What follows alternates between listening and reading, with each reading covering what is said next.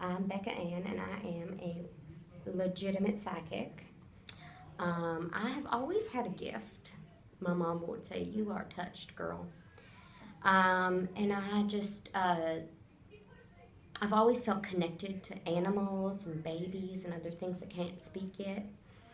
And then the first time I ever met a ghost, I was 6 years old, and we went to the cemetery to bury my grandfather. I heard a little boy, and he said, "Will you play with me?" And he had a ball. So we played pass for a minute. And then my mama came up and she said, "Becca Ann, what are you doing over here by yourself?"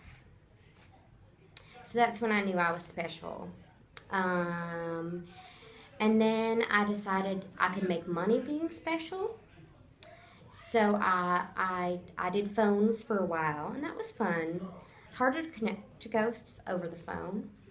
So I started doing Disney cruises, and I was a psychic on Disney cruises. I did that for 6 years, and then that's how I met the Ghost Getters. They actually came on a cruise, and so I said, "Well, I've been on a cruise for 6 years. Maybe it's time I get my land legs again." So that's how I ended up being part of the crew.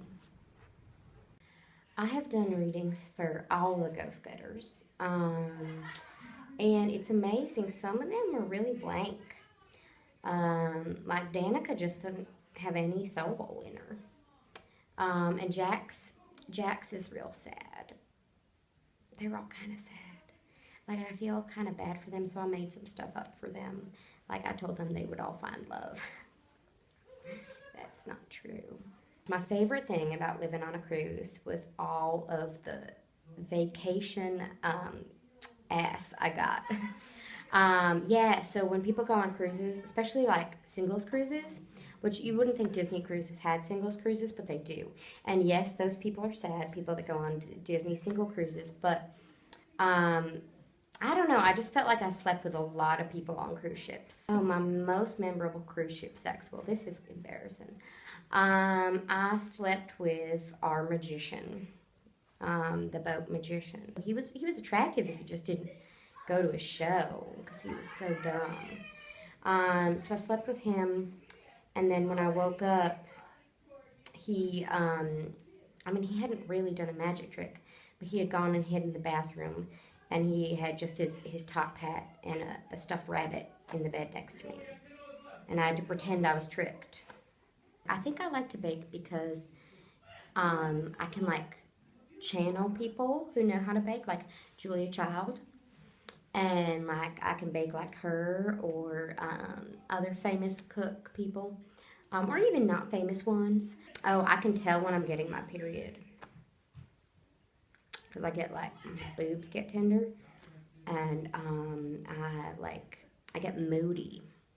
The scariest ghost I ever dealt with was the ghost of Joan Crawford.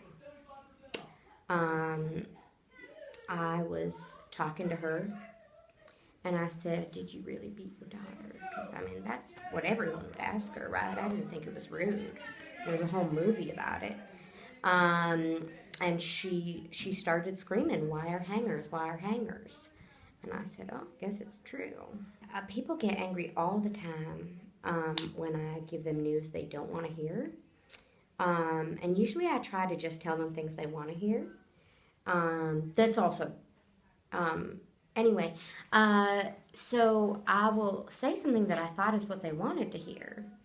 And then they get mad about it because they actually didn't want to stay with their wife. They wanted me to tell them to leave them or something. And then I have to be like, "Oh, well, I have to change my mind." Oh, ghost adultery happens all the time. Ghosts don't actually need psychic readings because they are, omniscient,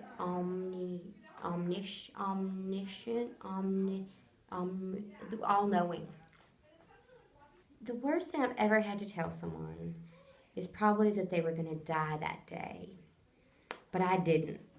I didn't tell them because I figured I wouldn't want to know. I don't get a choice because I'm going to know. But if I had a choice, I would choose not to know. So I just told them that they were going to live a long and happy life and that they shouldn't take the bus.